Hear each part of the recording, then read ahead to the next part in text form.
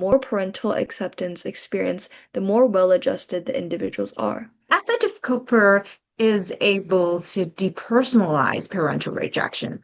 The maintenance systems and adults in the society, having been rejected in childhood, tended to use. In other words, mother's acceptance and love can mask the negative impact of a rejecting father on the daughter. Hi, welcome to our What is a Good Mother Project channel. I'm Dr. Katie Ho, your host, author, and research principal investigator. This is Genie Chu, your co-host and undergraduate research apprentice. In our What is a Good Mother Project channel, we will provide you with evidence from psychological theories and research to answer questions regarding parenting. Today, in episode 6 of our Parenting Literature Review and Application Series, Season 1, we are reviewing part 2 of our article number 3, Rohner 2021. Our presentation is entitled Copers and the Systems of Parental Rejection, Presentation of Rohner's 2021 Interpersonal Acceptance Rejection Theory. If you haven't liked or subscribed to our channel, please do so now. If you want to share with us your view on what you think a good mother is like, please take a brief moment to fill out our project's questionnaire. We'll appreciate it. Let's recall where we left off from our presentation of Rohner 2021 Part 1. We reported that Rohner and his associates note that around 60 to 80% of parentally rejected individuals worldwide developed the negative and debilitating social, emotional, cognitive, and behavioral symptoms described by his personality subtheory. The other two subtheories were developed to explain why the other 20 to 40% of the rejected individuals did not develop the same negative symptoms, such as having a hidden private negative self-image that is often manifested outwardly by aggression, hostility, anxiety, lack of empathy, and other narcissistic traits. Through their cross-cultural research and evidence collected worldwide, Rohner and his associates also investigated the sociocultural systems that may lead to accepting and rejecting parenting behaviors by citizens. In this system subtheory, we can predict accepting or rejecting parental behaviors through looking at subcultures, such as religion and arts, people are raised in and acquired from their immediate sociocultural environment. Here's some background information about Rohner, the author of this article. If you want to know more about him, please go to our episode 5. So again, these are the two main objectives in episode 6. First, through coping subtheory, we can explain the definition of copers and troubled individuals. Second, we explain the systems and the ecological context that maintain perpetuating familial, community, and sociocultural influences on parenting behavior. In the following 6 slides from processes 1 to 6, we present Rohner's coping subtheory. And in the next 4 slides from processes 7 to 10, we present the systems, model, and subtheory. First, let's look at figure 5 entitled Copers and Troubled Individuals in relation to IPAR theory's personality subtheory. This axis presents the dimension of parental acceptance rejection. On the lower end of this dimension is acceptance, on the higher end is rejection. The y-axis presents the dimension of psychological adjustment. On its lower end is well adjustment, its higher end, poor adjustment. On the diagonal are individuals who show symptoms predicted by the IPAR theory's personality subtheory. Rohner wrote, within a band of individual variation, children's and adults' mental health status, and often physical health, is likely to become impaired in direct proportion to the form, frequency, severity, and direction of rejection experienced. On the upper right quadrant of the diagram, the upper part of the diagonals are cases where the more parental rejection experience, the more poorly adjusted the individuals are. On the lower part of the diagonal, the lower left quadrant of the diagram, are cases where the more parental acceptance experience, the more well-adjusted the individuals are. In the middle of the diagonal are individuals who experience partly acceptance and partly rejection by their parents, and so they're half the times poorly adjusted, but the other half of the times well-adjusted. What is more peculiar to Rohner and his associates is the presence of the cases of troubled individuals and the cases of copers. The troubled individuals are those who experienced mostly parental acceptances but showed symptoms of poor adjustment. The copers are those who experienced mostly parental rejection but showed signs of well adjustment. According to Rohner, there are about 20 to 40% of the rejected individuals who are copers who do not have the negative symptoms of a typical rejected individual. Rohner and his associates investigated the cases of troubled individuals and found that those who show poor adjustment in life, despite experiencing parental acceptance, are those who experience rejection by intimate partners or other attachment figures. Because of these cases, Rohner expanded his parental acceptance rejection theory to include and describe the effects of interpersonal acceptance rejection because of the similar effects that interpersonal acceptance rejection can have on one's psychological well-being. That is, if you experience severe interpersonal rejection by a significant attachment figure, such as a boss or a peer group or a close friend, you are likely to experience psychological maladjustment due to such rejecting experiences. The opposite of troubled individuals are copers, a minority 20 to 40% of parentally rejected individuals who show good psychological adjustment to life. What does that mean? Rohner labeled these copers as affective copers. Affective copers describes minority of children and others who are able to thrive emotionally despite having experienced significant rejection by an attachment figure. In one cross-cultural study as cited in Rohner, Rohner and his associates found that about 40% out of the 17% of respondents who reported serious rejection by one or both parents were affective copers. So, if you are a coper of parental rejection, you want to be an affective coper as opposed to an instrumental coper. Why? Rohner distinguished affective copers from instrumental copers, so we know that affective copers are those persons whose emotional and overall mental health is reasonably good despite having been raised in seriously rejecting families or despite being seriously rejected by other attachment figures throughout life. Rohner identified other folks whom he labeled instrumental copers. Instrumental copers are rejected persons who do well in school, in their professions, occupations, and other task-oriented activities, but their emotional and mental health is impaired. What distinguishes affective copers from instrumental copers is that instrumental copers do experience psychological distress in ways described in the personality subtheory.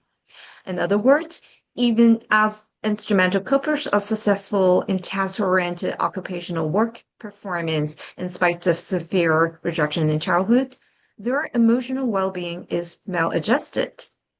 It is easy for them to pent up their emotions and leash them out in anger and frustration. They are likely narcissistic, self-aggrandizing, and lacking in empathy. Then why are there a proportion of rejected individuals who are able to become an affective coper and thrive emotionally despite serious childhood rejection? Rohner listed out 6 factors contributing to adult affective copers' ability to cope with the negative impact of parental rejection. Number 1, social cognitive capabilities.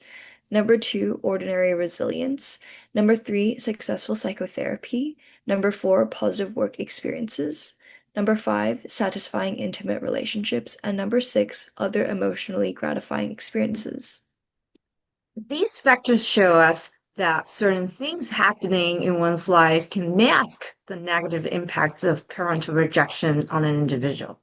There are personalized social support, such as rapport that is developed between a therapist and a client during psychotherapy sessions, social status personal achievements, and personalized recognition that may be associated with financial security had it been associated with a job or occupation, and private, intimate social support that one can get through a secure, intimate relationship, say in marriage.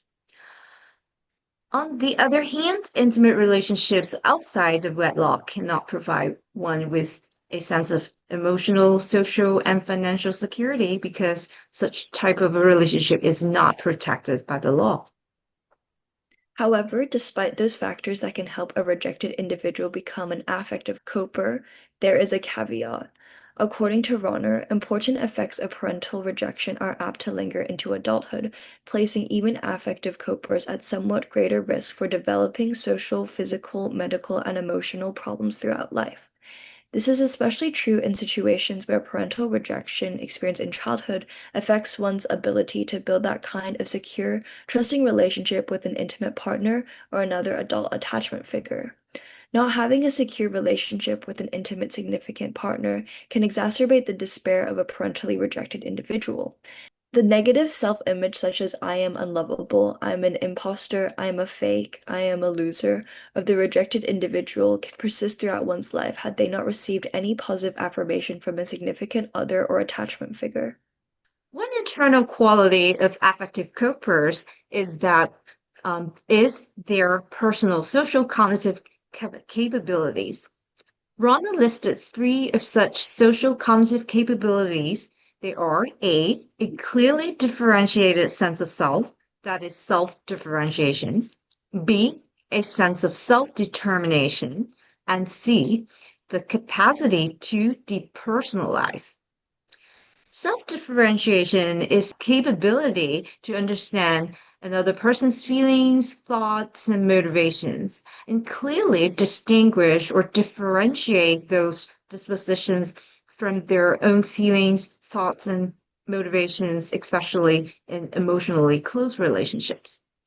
In my opinion, this self-differentiation capability is similar to the inborn traits of empathic concern.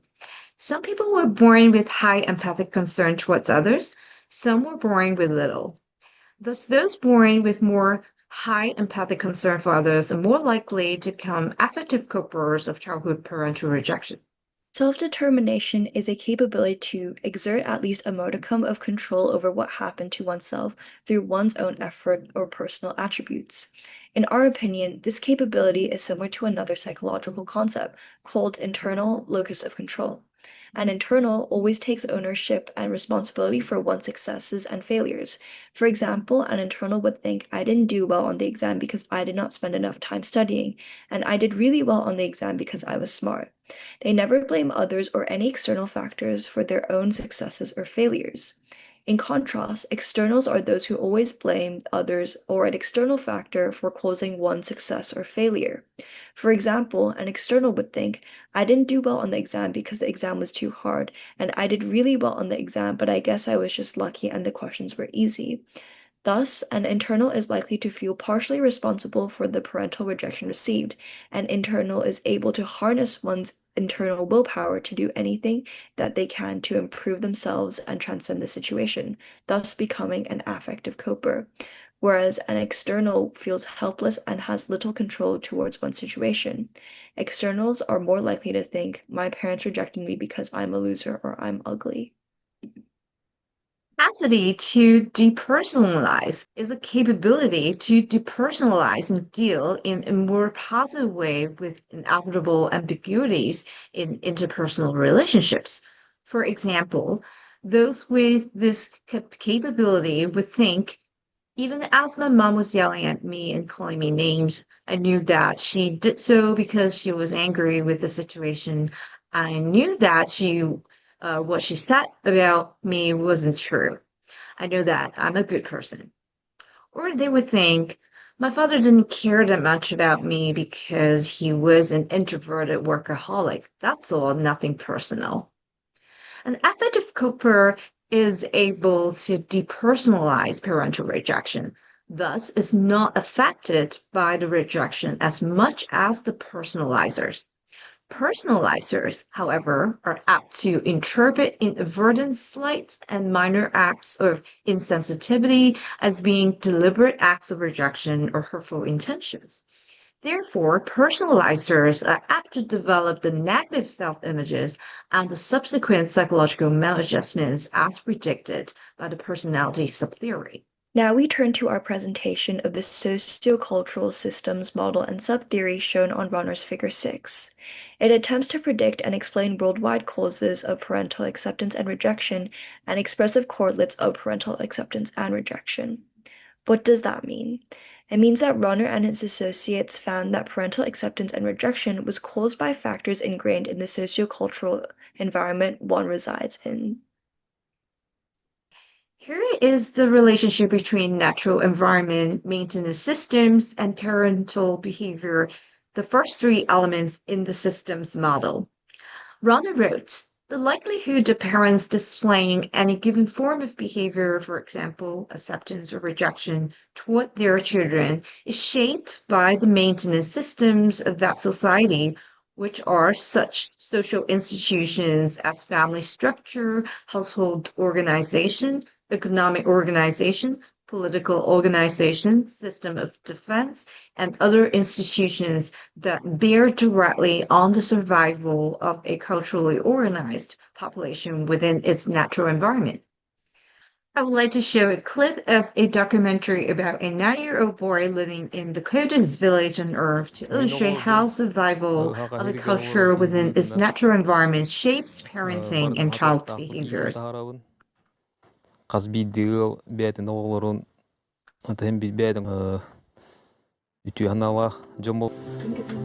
Aryan's mom always makes sure that Aryan wears enough clothes, because without proper dressing, the cold will reach deep inside your bones.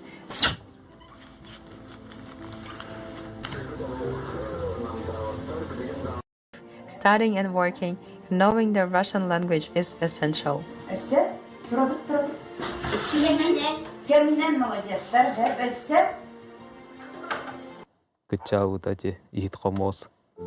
Kirill Petrov is a well-known craftsman in Yakutsk.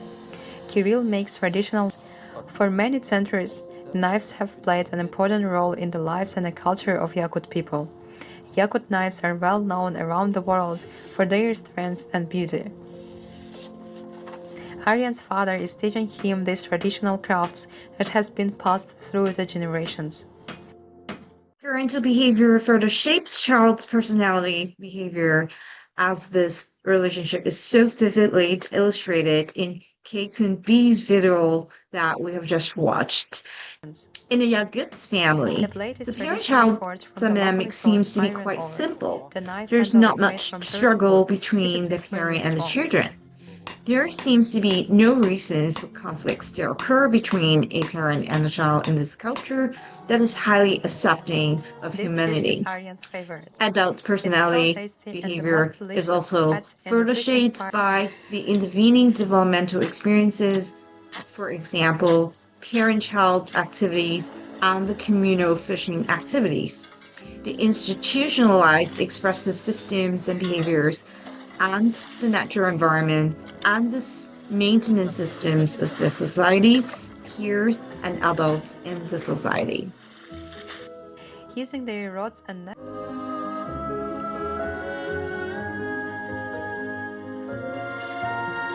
after a few hours, finally, Aryan has caught the fish.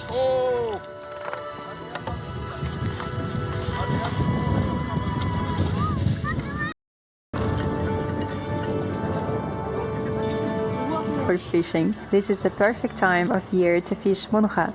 The carp has already gained some fat and becomes especially valuable and tasty.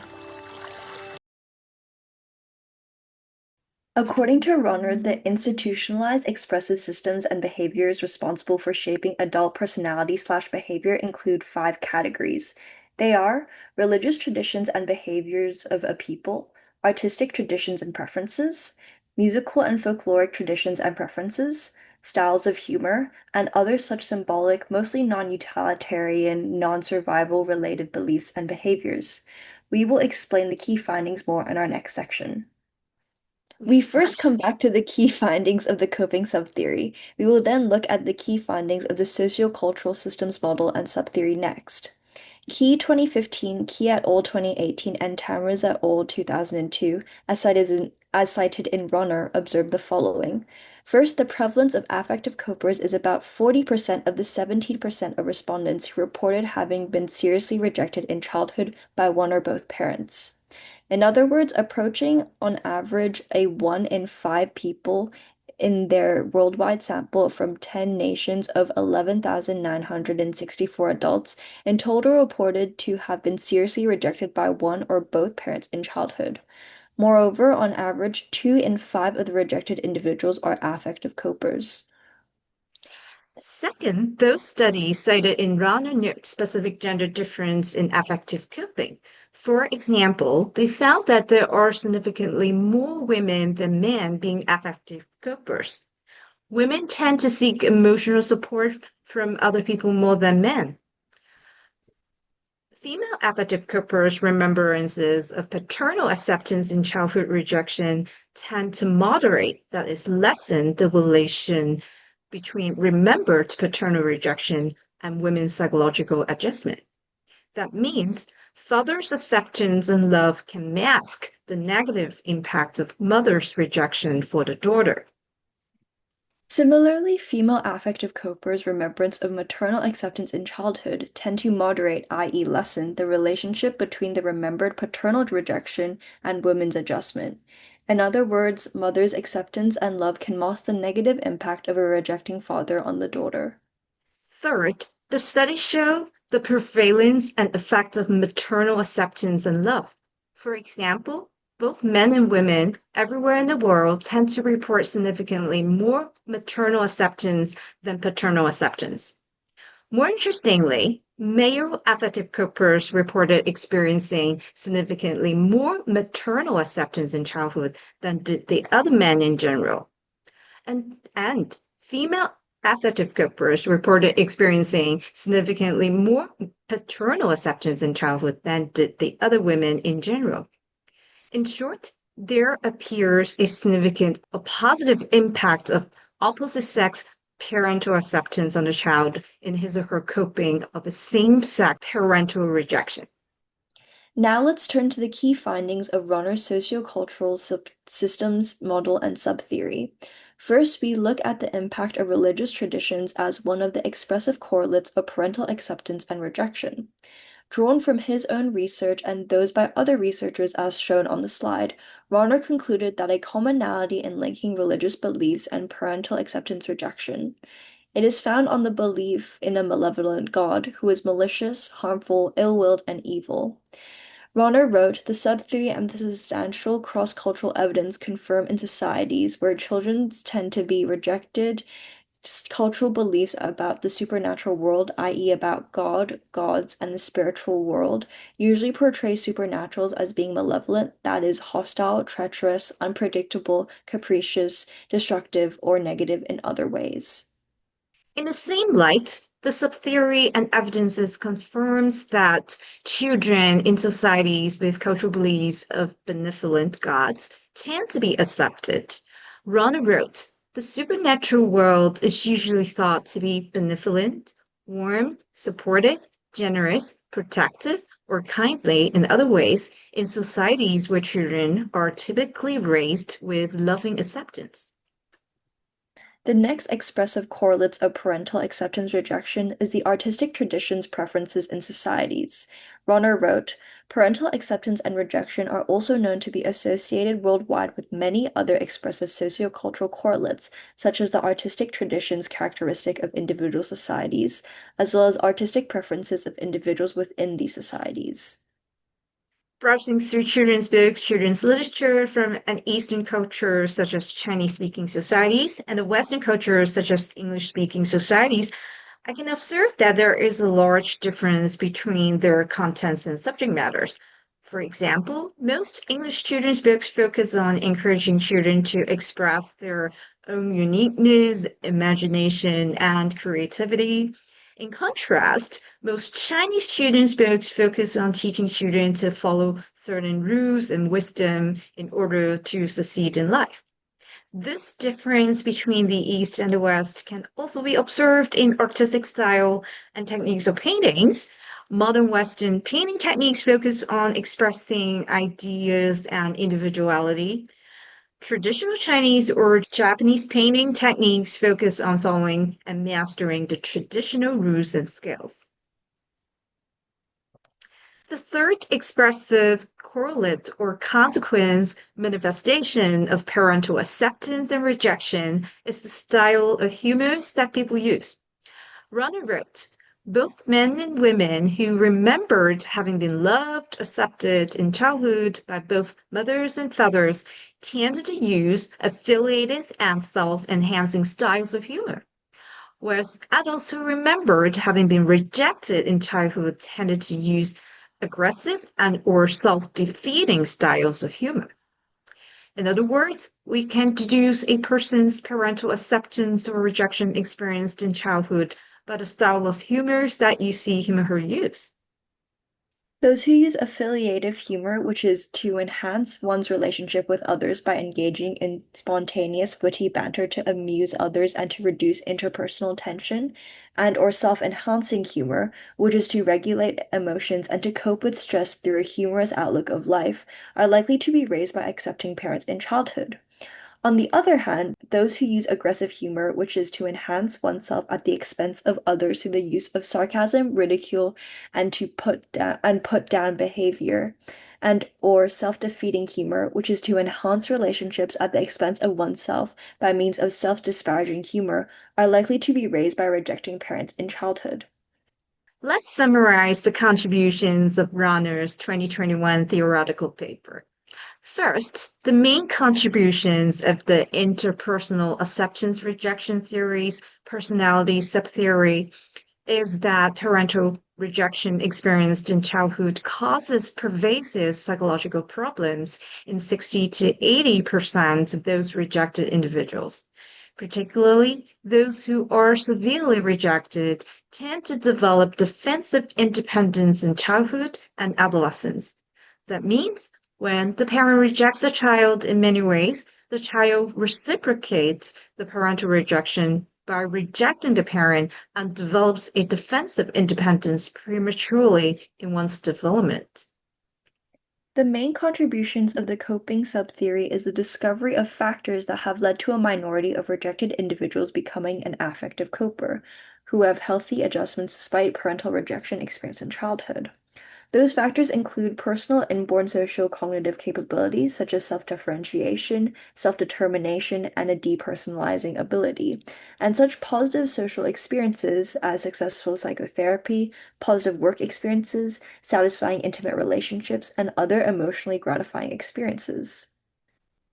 The main contributions of the sociocultural systems model and subtheory is the discovery of the institutionalized expressive systems that is responsible for breeding either more rejection or more acceptance in parenting behaviors, depending on the beliefs.